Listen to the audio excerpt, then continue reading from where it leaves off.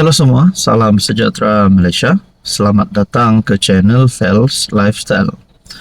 Tuan-tuan dan puan yang saya amat hormati, satu kejutan sebelum ini, khususnya kepada rakyat di negeri di bawah Bayu, di negeri Sabah, berkaitan dengan skandal rasuah berjemaah. Berkaitan dengan skandal rasuah Sabah yang telah menjadi salah satu cerita paling panas pada penghujung tahun 2024 dan akhirnya masuk tahun 2025. Rupanya cerita ini belum selesai. SPRM pun ada membuat pengumuman berkaitan dengan isu ini. Pada akhirnya, salah satu perkembangan terkini berkaitan dengan skandal rasuah Sabah, apa yang berlaku kepada kerajaan negeri, apa yang berlaku kepada kepimpinan yang terlibat, nama-nama mereka yang terlibat dengan rasuah ini. Adakah akan dipecat, adakah kerajaan negeri akan tumbang dan sebagainya? Kita nantikan saja apa yang akan berlaku.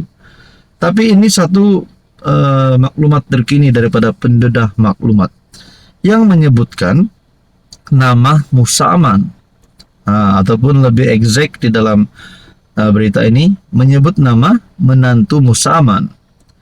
Pendedah maklumat dalam satu kenyataan, menantu Musa Aman tawar penyelesaian tutup mulut saya. Ini satu kejutan kepada rakyat Sabah. Pemberi maklumat yang mendedahkan siri video yang mengaitkan beberapa adun Sabah dalam skandal rasuah Sabah mendakwa Muhammad Arif, menantu kepada yang di-Pertuan Negeri Sabah. Musa Aman telah menawarkan penyelesaian untuk menutup mulutnya.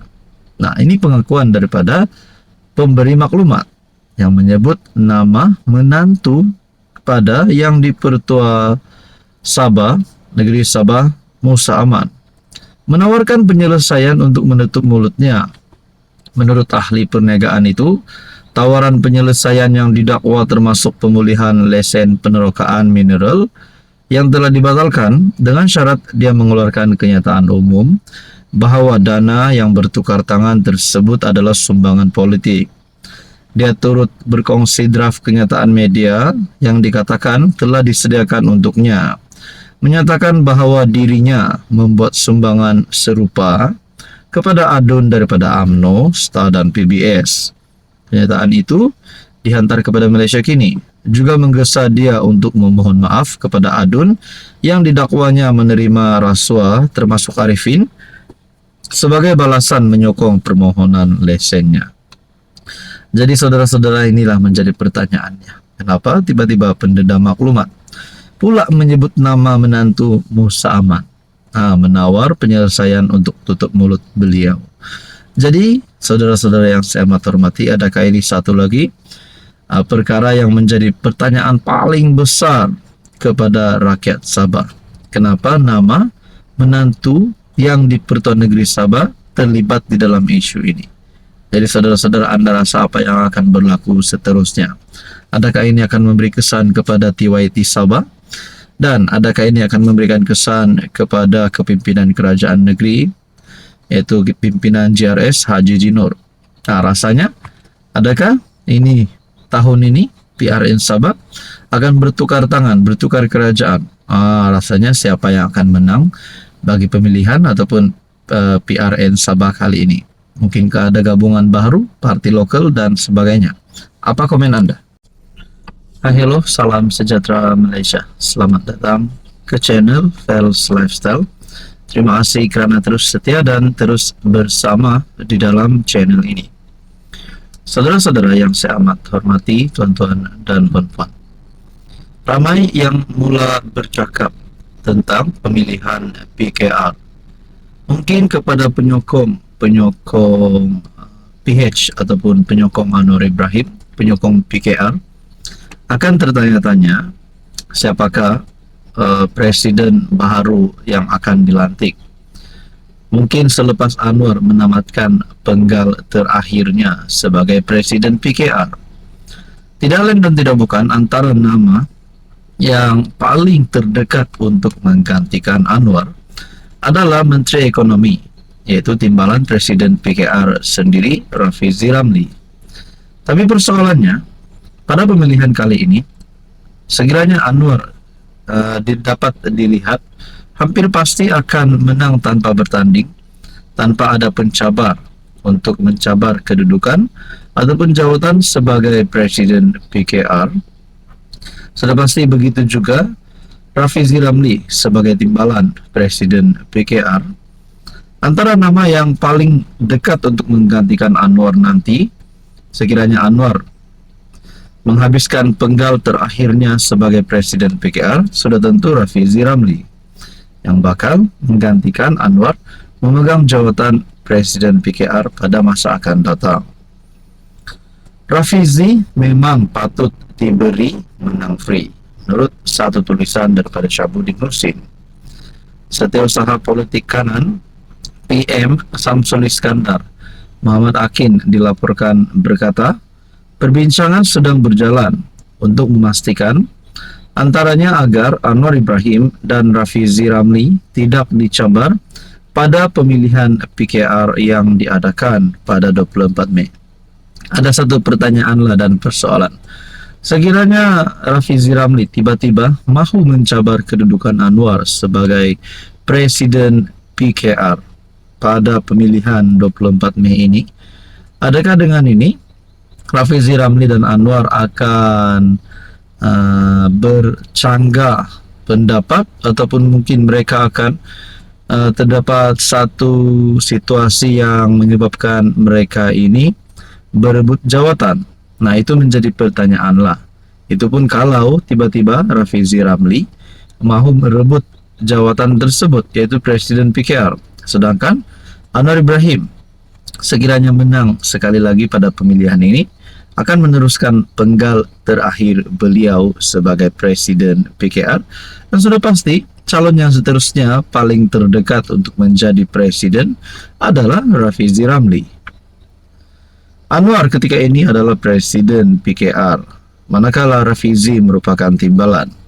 Pemilihan PKR adalah kali ini adalah penggal terakhir Anwar sebagai Presiden PKR, di mana beliau telah menyandang jawatan tersebut sejak 2018. Jadi saudara-saudara yang saya amat hormati, tuan-tuan dan puan, agak-agaknya kalau masa akan datang nanti, siapa yang akan lebih layak menggantikan Anwar sebagai Presiden PKR? Mungkin Rafizi Ramli, dan mungkin juga Saifuddin Nasution, Nurul Izzah. Dan mungkin nama-nama ini bukan saja layak untuk menjadi Presiden PKR, tetapi juga layak untuk menjadi pengurus Pakatan Harapan dan sekaligus menjadi calon Perdana Menteri. Rasanya tak mustahil juga. Apa komen Anda? Hai, hello, salam sejahtera Malaysia. Selamat datang ke channel Fels Lifestyle. Terima kasih kerana terus setia dan terus bersama di dalam channel ini. Tuan-tuan dan puan, di dalam negara kita, kepimpinan kerajaan, kepimpinan pembangkang, sudah pasti ada yang mahu memupuk semangat perpaduan, ada yang mahu menjadikan Malaysia ini aman, damai dan harmoni, menjadi negara yang aman, damai dan harmoni. Saya melihat dalam satu artikel, YB Benteng Berpaduan bukannya ejen perpecahan rakyat. Yang di-Pertuan Agong Sultan Ibrahim mengingatkan ahli parlimen bahawa Dewan Rakyat adalah dewan yang mulia untuk membahaskan perkara-perkara yang berkepentingan awam. Dalam tita perasmian di parlimen, Sultan Ibrahim menegaskan bahawa ia bukan tempat untuk bertegang urat, memaki hamun atau menabur fitnah. Ahli-ahli yang berhormat YB hendaklah menjadi benteng perpaduan negara dan bukannya ejen perpecahan rakyat. Justeru, hentikan tindakan bermain politik atas setiap isu dan jangan hanya mementingkan parti atau kelompok sendiri sahaja. Tita Seri Paduka di Dewan Rakyat hari ini, bertarik 3 Februari 2025. Menurut Sri Paduka, berdasarkan pemerhatian Baginda dalam persidangan Dewan tahun lepas, ahli-ahli Dewan kini telah banyak berubah dan menunjukkan sikap yang lebih sopan. Kenyataan itu disambut dengan tepukan gemuruh, tahniah kepada semua. Namun begitu, ada juga segelintir yang sukar untuk membuang tabiat lama. Tidak perlu saya senaraikan perangai buruk tersebut, kerana saya percaya setiap ahli sedar dan tahu bagaimana untuk menjaga tingkah laku masing-masing titah Baginda. Sultan Ibrahim juga bertitah, Baginda menghargai peranan semua pemimpin dalam mengekalkan kestabilan politik kerana ia telah menyumbang kepada kemakmuran ekonomi dan sosial negara. Semasa sidang parlimen pada Februari tahun lalu, Yang di-Pertuan Agong juga memberi peringatan serupa dan kebenaran kepada Speaker Dewan Rakyat dan Presiden Dewan Negara untuk menggantung anggota yang berperilaku tidak sopan hingga 14 hari. MP Machang Wan Ahmad Faisal digantung selama 6 bulan setelah merujuk kepada surat layang berhubung tuduhan yang disahkan terhadap kaki tangan awam di Jabatan Perdana Menteri. Jadi saudara-saudara yang saya amat hormati, titah yang di-Pertuan Agong ini pasti mengejutkan seluruh kepimpinan rakyat Malaysia. Apa komen anda?